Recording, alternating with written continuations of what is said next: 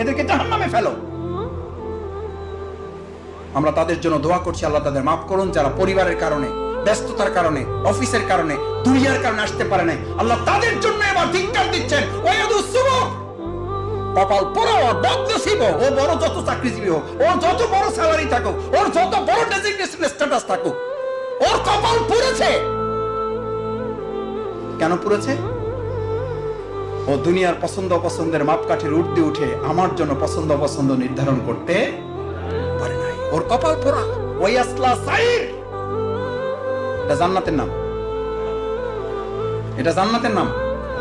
আল্লাহ একটা জাহান্নামের নামই উল্লেখ করে মেনশন করেছেন ওই লোকদের জন্য যারা চাকরি, ব্যবসা, পরিবার, স্ত্রী, সন্তানের ভালোবাসা উপেক্ষা করে আল্লাহর দ্বীনকে ভালোবাসতে পারে নাই, আল্লাহর দ্বীনের আন্দোলনের নির্দেশকে পছন্দ করতে পারে নাই।